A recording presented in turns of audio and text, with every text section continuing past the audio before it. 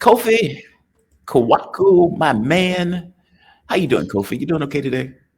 I'm doing well. Very concerned about what the world is going through in West Asia. As you know, Yes.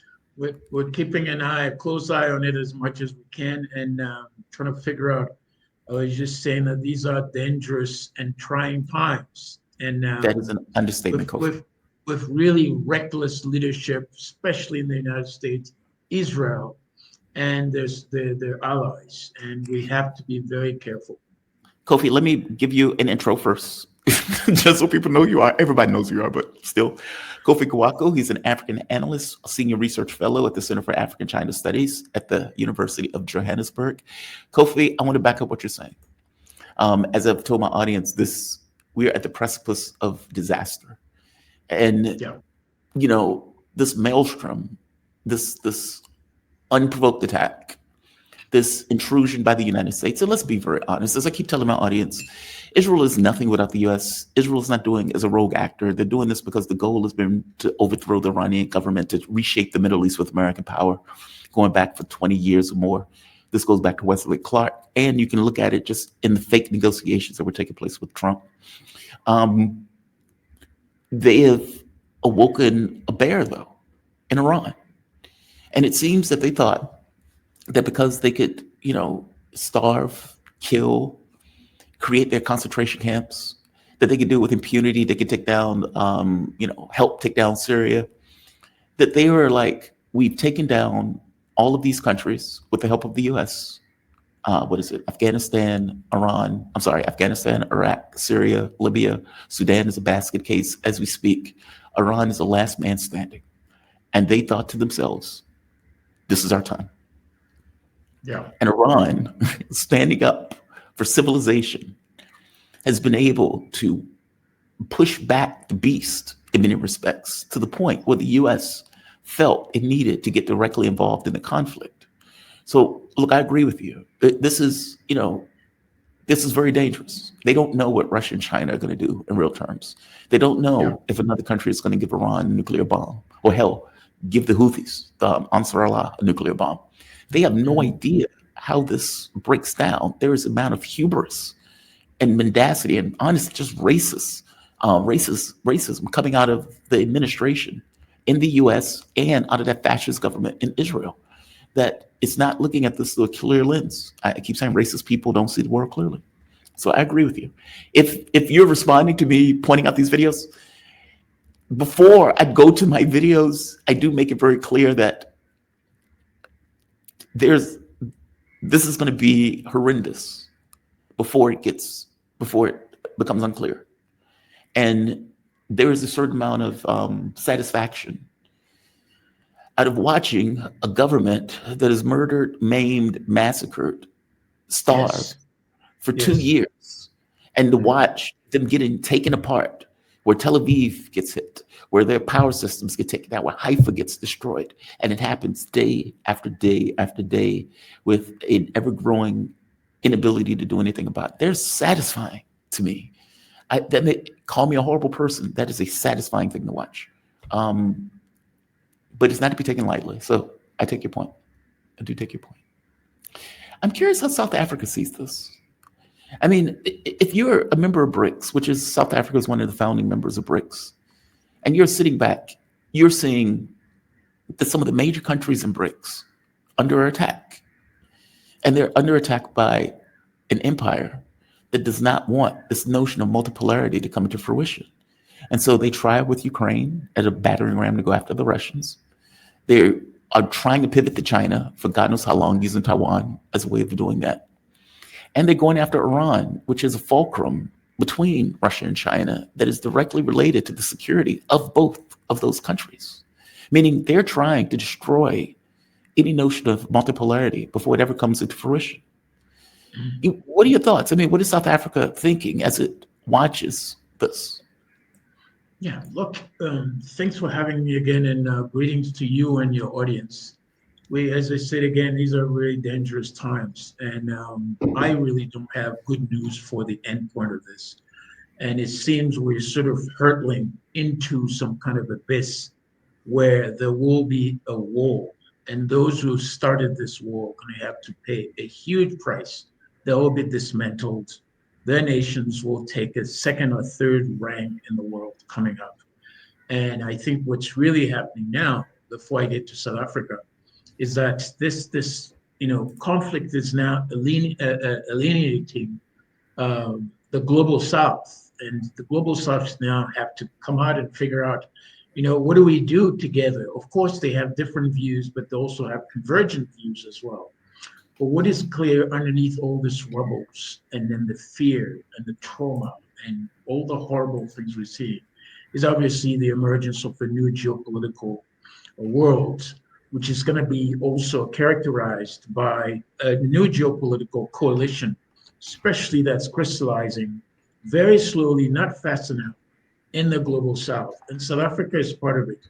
All these BRICS nations are trying to figure out where to put their hands, but by and large and overall, they're talking peace because most of them, for some really not strength, but natural logic, believe that peace is the best way. And then it helps to make things right. You want a just world. But what we've been seeing for the past 20 or 30 years hasn't been that, because the more you let go, the more you get attacked and destroyed. I mean, I don't have to give you the list of these countries from Iraq to Afghanistan to Libya to Syria. I mean, the list goes on and on. But what is very clear is that this is more than a regional war. It's the tip of the iceberg that is now telling us that it's a confrontation between multipolarism, a group of nations, especially the global South and BRICS nation, and what can also be called a residual imperial force or hegemonic group of people trying to maintain the yoke on the rest of the world, while it is clear that you have to let people breathe. So coming down to South Africa is part of this global South group of nations, still looking forward to themselves finding their feet and so forth. But most important, I think South Africa wants to be on the side of peace. And then that the ongoing conflict now between Israel, USA, and then Iran, and then of course, very slowly, subtly, Russia. Russia's been making very strong statement at the UN Security Council, as well as China, and then of course Pakistan on the other side also pushing. Although many of these BRICS nations, the new ones or the old one, Saudi Arabia, and of course some of the Gulf nations, they're a little bit ambivalent because they're not as powerful as possible. But South Africa is deeply destabilizing moment, not just for West Asia, but for most of us here, because the idea was that we want peace. We want a world where people don't have to fight all the time and kill people, destroy horrible, and it's just not right. And I think BRICS nations, they're not that they're confused, but their way of dealing with peace is this issue of having global peace and multipolar democracy. It's a great idea.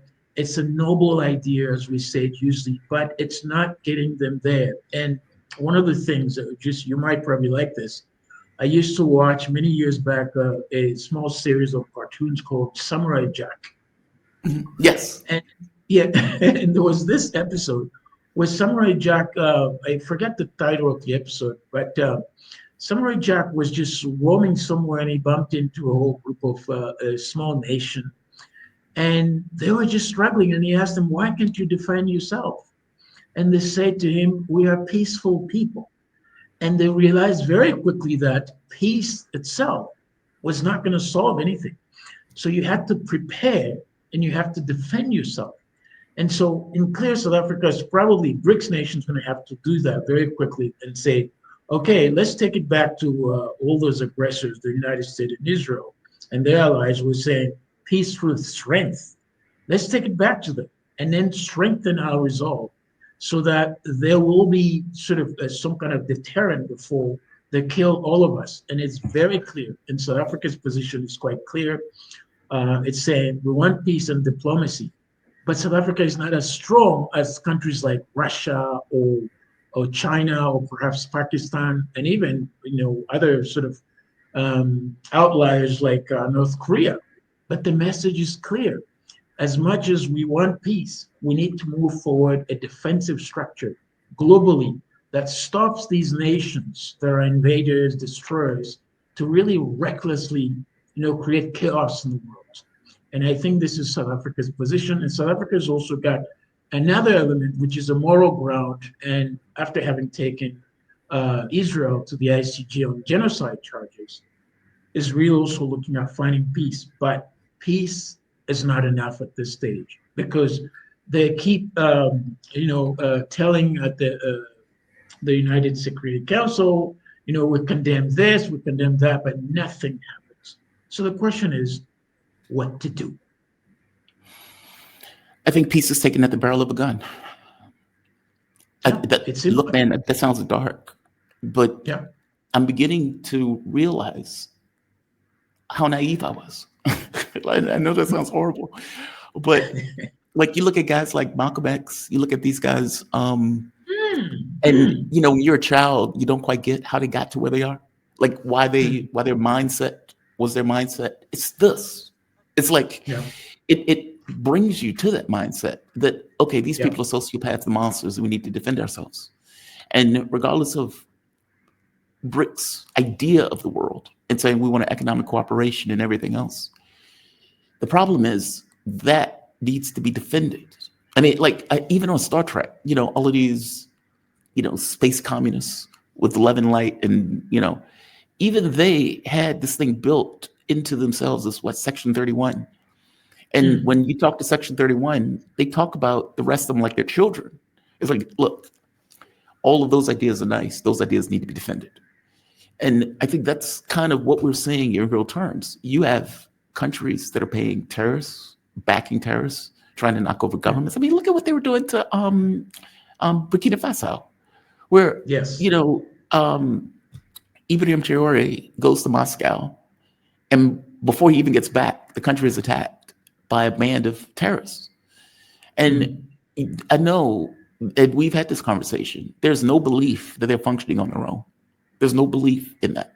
If you look at Ukraine, okay, well, there's years that went into the CIA backing Ukraine, the way they were changing their education structure, even this notion of ignoring Minsk agreements 1 and 2, and given this kind of provocation of killing ethnic Russian Ukrainians, right? And now you look at Taiwan, where they're doing something very similar in Taiwan, where they're working on separatist forces, knowing full well that this is going to be a provocation for China, despite the U.S. supposedly accepting the one China policy. It's like this is consistent policy that takes place in all of these countries, that on some level, these countries will have to defend themselves if they ever want to bring in, I guess, this new notion of multipolarity into the world. I just don't know how you do that with so many different countries. Yeah, I mean, let's look. I mean, I totally agree with you. Right now, what we're seeing is a fragmented BRICS coalition, or at least a consensus on what to do. I mean, if you take countries like India, India is very close to Israel. Right. India is very, very hesitant and so forth. Brazil also having closer to the same position as South Africa.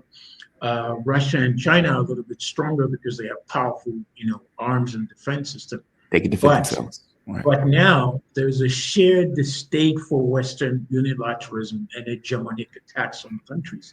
And very slowly, in fact, I'm saying very slowly, but I suspect very quickly you will have some kind of, a consensus on how do we defend ourselves. Because, I mean, the BRICS going to start, instead of condemning, and they right now, they're very little no-show, very little show about the BRICS. But I think in the coming weeks, things are going to start to change because there's a sense that this whole thing about, okay, we're going to destroy, we don't want Iran to have, the US and Israel don't want Iran to have the nuclear, ability to sort of help itself on energy production and anything else, but even producing a nuclear, weapon. And now it's moved to regime change adventure. So this it was kind of always regime change, Koffi. It was always regime change. Yeah. There's a rising discomfort with U.S. and Israel military adventurism. It's been going on for years. I mean, how long do people tolerate. South Africa can condemn the attacks on Iran's, nuclear site attacks as breach of international law. I mean, consistent with all the pro-Palestinian, anti-apartheid, everything that you want. But these people are still killing people. So you must really find a way to quickly rebound, because if Iran falls, as we all know, the possibility that the US and Israel will still push towards Russia or even China are really, really big. And they'll do that. But this time, this war, the war risks dismantling the fragile balance of the multipolar world. And that's the challenge that the BRICS are now facing. They Yeah. must really figure out how to defend themselves. It may be a little bit difficult, but I can tell you, China and Russia will find a way to make this happen and pull the others forward. And of course, we're hearing a lot of support already coming from China and then also from Russia. They may not speak it out loud, but I think something is happening there. And Iran pounding Israel, it's just, we've never seen this before. And the Yeah. trauma that they've been forcing onto the Palestinian in Gaza is now what somebody said, the Gazification of Israel. Yep. Is now Yep. also taking place. Tel Aviv and Haifa. I mean, at the God, man, Right. I've never. It's so wild to me. Like, you are in a colony that has imparted misery at a level that is breathtaking on the local population. And you come up with all sorts of rationales for, well, there was an airplane hiding in their house, so we had to bomb their house. Or it's like, yeah, we had to get this Hamas dog catcher, so we had to kill 100 people in order to blow up the apartment to get them. And then they've bombed 90% of the hospitals in Gaza. Effectively, we're trying to make this non-functional because we want these people to leave or to die. And you get blowback at one of the hospitals in Israel. And did they cry and bleed? Oh my God! I can't believe they've done this. Oh my God! Like, it's astonishing, right? And you get like all of this breathless crying on TV, and I'm sitting here drinking my coffee, just watching, like, woo. I heard you saying that. I mean, one thing that's also hit me is that the hypocrisy of the media. It's unbelievable. It's astonishing. The kind of thing they said, a few months ago about nothing about dead journalists, medical people being killed. They didn't care. They didn't care. And then suddenly, boom, oh no, this is something really important. But in short here, one of the things that I wanted to say that as you bring it to the BRICS, this is a huge test of credibility for the global South institutions. And, they can't be neutral in the face of the violation of international laws with this brutality and horror. I mean, they can't keep staying there and then condemning at the UN. They must do something. And I think as much as... Permit me to interrupt you on this one, because that is it. That point is astonishing. And maybe there's another word for fantastic. That point is that point matters. Because, the institutions, look, I have to be honest with you, I did not believe that I'd ever witnessed a genocide with my own eyes.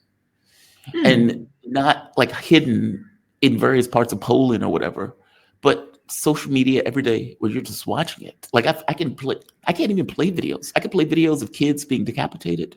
I can play videos of parents holding their dead kids, wailing at the top of their lungs. And you see that every day, day after day.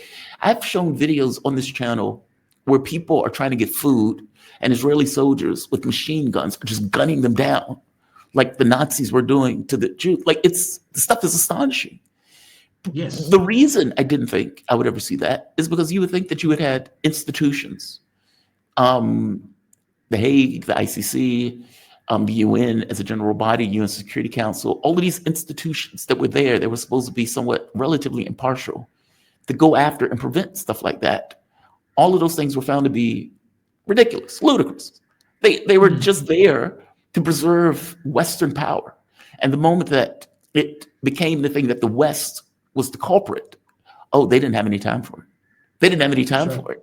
I've noticed that with Democrats here in the United States, where as long as, you know, you got third way Democrats running the roost and being in charge. Oh yeah, we're friends, we're together, we're working together. The moment that you get somebody like Sanders that is not on board for the third way Democrats and they're going to lose power, they do everything in their power to get rid of them. Meaning the institutions were only there to preserve a power structure. God, man, this is like the Sahel states, right? It's like you have this fig leaf of democracy.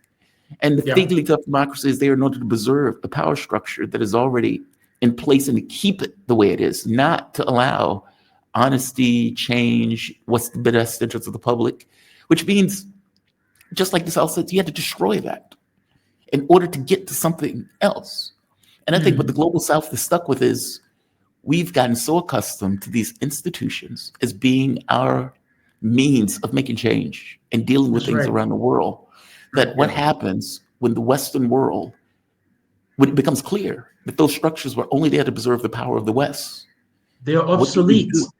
Yeah, they're obsolete for a new world. And you know, as much as South Africa goes for peace, its foreign policy is saying, oh, we're not here and they're not pro-East, no, you know, pro-West. But I think at the heart of it is to be pro-justice, as we say. But diplomacy is dying in West Asia. In fact, it's died a long time ago. And somebody was saying that its tombstone will bear the name of those who weaponize silence. Unbelievable. And then so I love that. So Iran itself is not just a BRICS plus member anymore. It is now a front line in the competition and the contest for multipolar credibility. That is powerful in the sense that the global South cannot be any more passive observer or just go to the UN and say, okay, we're drinking tea and we're talking about, oh, we're not happy. Sort of the victim groups. But they must be going beyond the observer status of great power conflict. And then, of course, take the crisis and then confirm that they have the moxie and the strength to be part of a new global architecture. And this is urgent. It's urgently needed. Oh, that's such a good. God, man, the tombstone would bear the names of those who weaponize silence. Jesus, yes. I love words. I just love the way words come together. Like to give a content, like to give everything. It just, oh, that is fantastic. And apt, right? I mean, like we watched this play out. Like again, this is not the Soviets coming across a death camp saying, oh my God, what is this? Oh, holy hell, this is a death camp. It's us watching it. And it's like, okay, there's a superpower back in the country that's doing it, so everybody backs off. Okay, that is an indication. That is a condemnation of hegemony, right? Yeah. Like that's an indication that something, whatever comes up in the world after, cannot allow hegemons. It just can't. Like it's almost like watching the Roman Empire, and afterwards it was like, hey, they went too far. That's a bad idea. Or watching slavery say, hey, slavery is a bad idea. We probably shouldn't do that again. Yeah. So there we are. I mean, some countries are paralyzed. I mean, there's some kind of paralysis anyway. But Iran, they're paralyzed, and then most of these BRICS nations, they're talking here and there, but they seem to be built to cheer on the sort of sidelines at the UN, and instead of acting to a large degree beside China and Russia, they need to be at the strategic center of this coming future. Of course, the best way to do this is balance peace and I wouldn't say war, but defense, to make sure that there's justice in the international arena, so that the most powerful ones don't abuse their powers. And I can tell you that this is a duty for everybody. Many of us who are not on the front, who are older than whatever it is to go to war, but are saying, wait a minute, what's next? What do we do? What are the possible questions we should be asking ourselves and answering, so that, well, if the United States decides one day to say, okay, we're taking over South Africa, what do we do? Yeah. I would tell you this. I don't think the U.S. is going to take over South Africa. What I think the U.S. is trying to do is they want to weaken Iran. As I asked the question once before, why didn't the U.S. go all in when they did their strikes? And I think they're trapped in the narrative that they've created because they know that the population is not for another regime change war, as they call it. And all things being equal, they would prefer to weaken Iran because they don't want to deal with Iran at its height. Meaning, what they don't want is Iran sending hypersonic missiles at aircraft carriers, destroying the military bases in the Middle East. And by the way, Iran doesn't want that either. Like, this is not like, this is a worst case scenario that they know as a fat Iran could effectively effectuate. They don't want that. Iran doesn't want that. Iran will do that if the existence of the state is at risk. I mean, Jamal, the whole world doesn't want that. No, the point is that you're asking a real question. What should we do from there? What is our message to the world? We're talking peace. We need to return to diplomacy. We know all these things. But while we're preparing for peace, there must be some kind of readiness for a long war, Jamal. A security architecture. I mean, the message is very clear. There will be a long war. And what we hear is a sort of reckless declaration of U.S. leaders.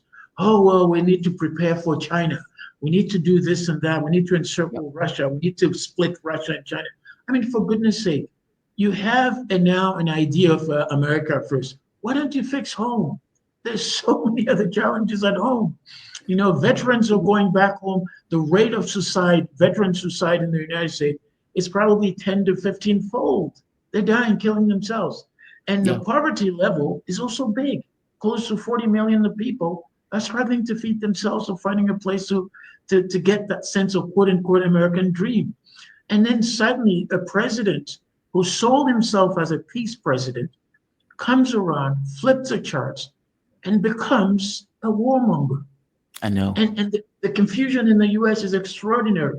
The MAGA people are split up. They don't even know how to, they don't even make sense anymore. You listen to Steve Bannon, of course, Bannon doesn't want a war. Tucker Carlson doesn't want a war. And then, of course, Thomas Massey's also there with Ron Paul. But also you have the other people. The most conflicting people are the J.D. Vance, the vice president, and then even the Hexet and other people. For some reasons, they just can't come out and say, look, we're going to quit this thing. I mean, look at, what's her name, National Security Head. Tulsi Gabbard. What a disappointment. What a disappointment. It's a huge disappointment with this women. And I just asked myself, how are human beings flipping that way? What kind of satanic energy is just running into them? It's unbelievable. It's an American point of view. And that is very hard for some people outside of the country to understand. It is American point of view. From our point of view, we're a hegemon. We're exceptional. We can do what we want. We pay $1 trillion for military. We've demonstrated that we're willing to use it. We're sociopaths. And so when we push for something, we have objectives that we want to push for. We don't care about this other stuff, short of the ability for the other people to do something about it. So yeah, we'll back Israel as it commits a genocide. Why not? Nobody's going to do anything about it. Yeah, we'll take down Iraq if we need to. That's one of the reasons this moment's going to ask for serious clarity and courage, especially from the BRICS nations, to stand up to the hegemony, to the illegal and reckless wars that we've seen the past 30 or 40 years. Diplomacy must be used, of course, but boy, Jamal, not bomb people all the time, but peace also cannot be achieved through double standards. It must be through justice. And if the U.S. and its allies with Israel and others are still using force, the other guys are going to have to find a way to defend themselves. And I think Iran is just doing that. Even if today Iran were to lose this war, my goodness, what a stand-up country and good people there. Large it can't lose this war. I'm saying this because the kind of atrocious and horrible, trauma we've seen in Gaza, it's just unacceptable. It doesn't matter what kind of person you are. Even if you're supporting Israel, you must have that sense of humanity. How do you kill so many people? And so far, we don't even know how many people have died. I mean, the Hamas figures that people are floating around. I mean, sometimes I sit down and I say, these people have no sense of what the realities of war is. After all these buildings have been destroyed, you're telling me that only 56,000 people or 186,000 people, as the Lancet said, are dead? No, there must be at least 500,000 people dead under these rubbles. And the last one that I saw, because I think Harvard used to say 2.2 million people lived there before the war, and now they're down to 1.8 million. Okay, that's like 300,000 people just gone. Yeah, And that number is astonishing. Like that is a it is. mind-blowing thing. Yeah, And then they minimize it by saying 50,000. They say, okay, I don't need your minimization. You're acting like, they're killing 100 people a day. How are you just at that 50,000 number? It makes no sense, right? yeah, and then when Iran sees that, it said, "Oh my goodness, we're going to be next." They're about what 92 million people in a vast territory, is 1.6 million square kilometers. And Of they will course, be it's a next. mountainous place. They could hide out somewhere, but the idea is that when they're looking at it, they're seeing the drones and bombing and missiles on the territory. They said, "We got to do something." There is a battle of legitimacy of systems today, Yes. and the alliances are now emerging. And then, of course, we want a just global vision, Jamal. We can't just have people running around and killing the rest of people with impunity that we've seen for the past 40 years. No, But see, we that's just can't. it, Kofi. The means at which they maintain, they know as a flat fact that if nothing changes, meaning if you just let the world play out, you let companies do their business, you let countries expand and grow, etc., they lose. Like in their minds, there's a primacy at stake. And if China continues their development, okay, well, think of China's industrial base. China has 1.5 billion people. Think of a country like that is fully industrialized. Okay, that is a horse that is out the barn that a country of 300 million can't touch, right? You think of Russia's military might. Russia today, the remnants of the Soviet Union and the military scientific prolific way in which they were able to build weapons and everything else, that stuff still existed. And they were able to effectively develop what is easily the best military in the world, or second best in the world. I would say the best of the way that they're fighting in this Yeah, type of war. Okay, if you're the US and you are, let's say, Europe, and you see that, you think to yourself, we're losing primacy. And you add in the global South, you add in Africa, especially if Africa is taking off the yoke of Western powers, hmm, they are concerned. And so from their minds, we cannot deal with this situation in even and honest terms. Like from your point, you need honesty. You need a certain level of justice in order to have some level of peace. yeah. But peace is not the point. Control, primacy is the point. Power. Power, right. And so there are different objectives, right? Like, that's when I always tell my mom, human beings don't really matter in the context of global politics. And she's horrified by it.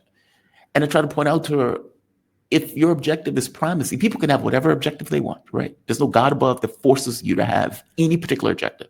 If I think goldfish are the most important things in the world, I may have a goldfish channel. I may talk about goldfish constantly. Like, why is that guy talking about goldfish constantly? That's his thing, right? Other Hmm. people have notions of power. We want control. We believe that we should have primacy over the globe. And we are going to take whatever action necessary to do that. And if Yes. that means us not playing on even terms, meaning us using terrorists, using other groups, we would do that. That's just part of what it means to stay in power.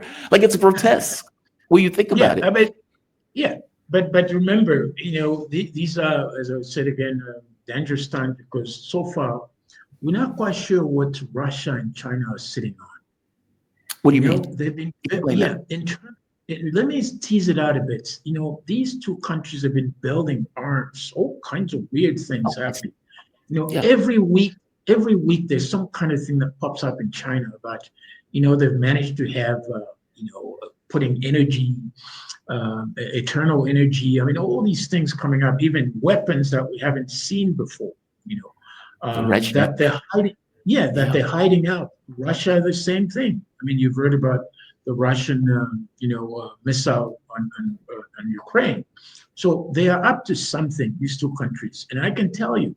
And of course, the S-400, the Russia, the S-300 modified that Russia has passed on to Iran is Yeah. playing out nicely, but they have more of these stuff hiding there. So the U.S. can really have a big ego, but we've seen that it's a bruised ego already. We've seen that in Ukraine. The U.S. hasn't been able to sort of destroy Russia and Ukraine. That should tell us something.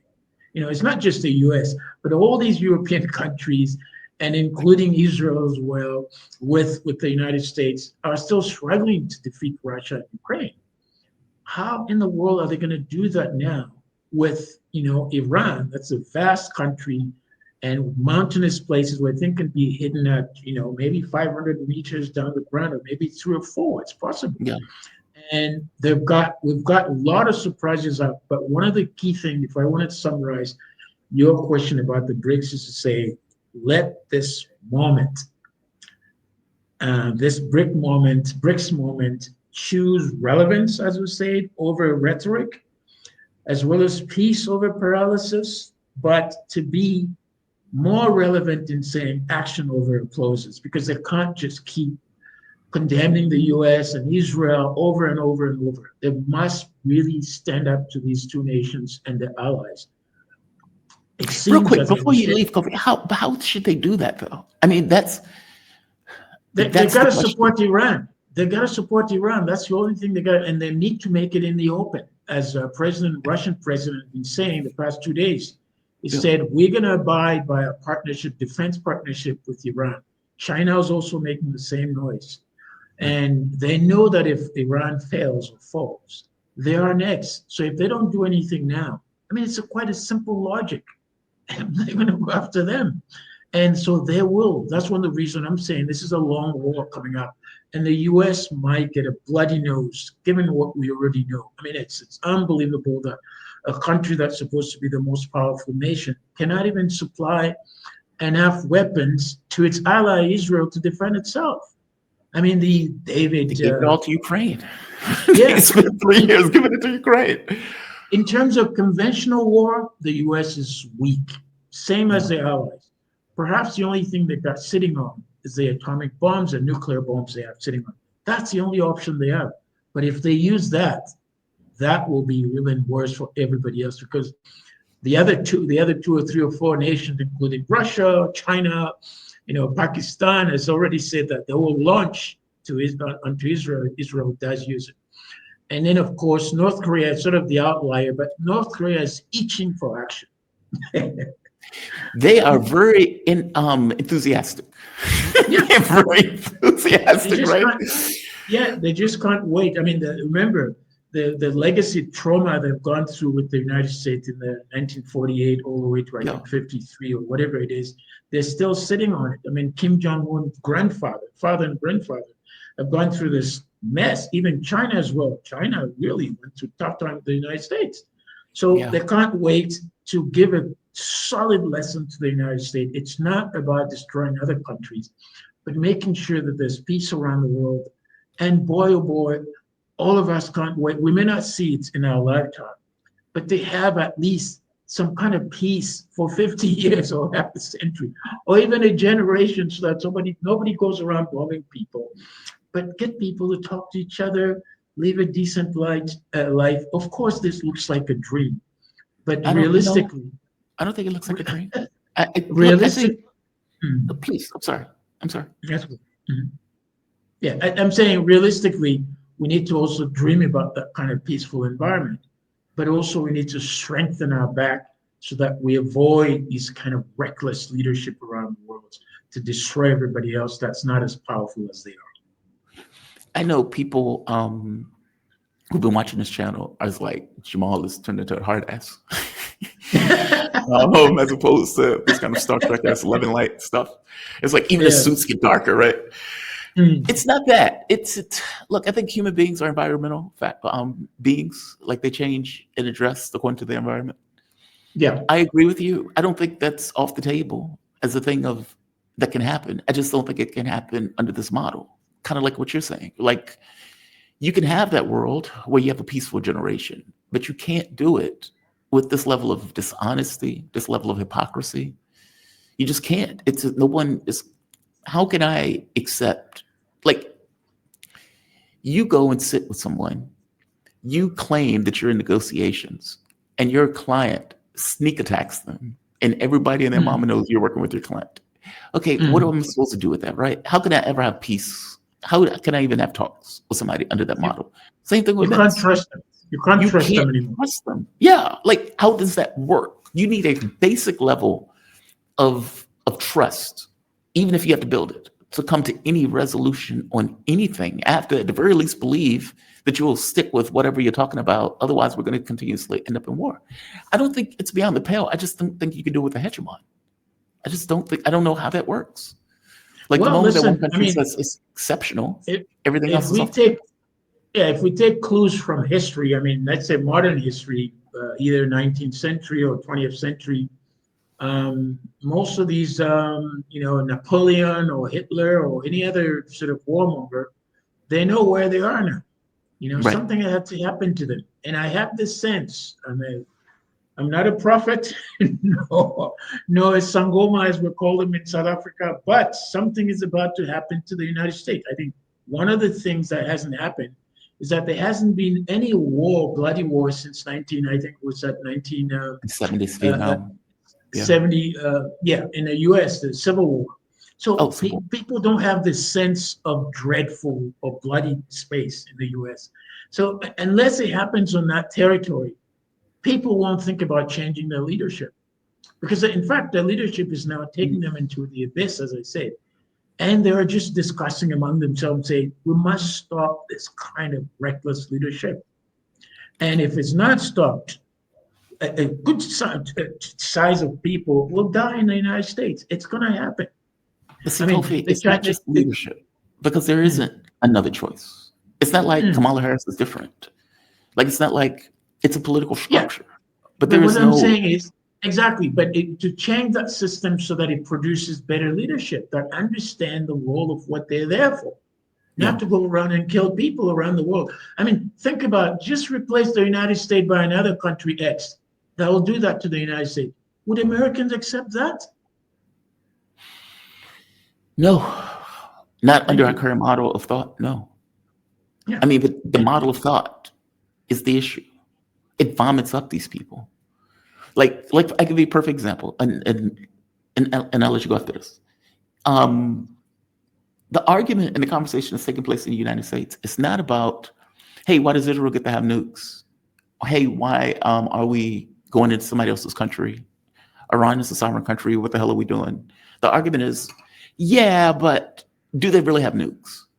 Meaning they frame it in a way where it's like, well, if they do have nukes, then it is okay for us to go and attack another country and kill a lot of people, which is outlandish. But that is the level of conversation that takes place, meaning they frame it in this kind of American-esque way that ignores the sovereignty of other nations as if we have some kind of God-given right to go and do this nonsense. It's not just the political structure, it's the way that people think and have gotten accustomed to thinking that becomes deeply problematic. Koffi, I'm going to let you go, man. Thank you for this conversation. I've really enjoyed this, and I'm glad to have you back. I really am. Koffi Kouakou, he is an African analyst, senior research fellow for the Center of China Studies at the University of Johannesburg. Really deeply enjoyed this conversation, man. You have a good one, okay? Thanks for having me. See you soon. Have a good one. Bye-bye. Bye-bye. Be safe. All right. I'm going to go from one damn good guest to another.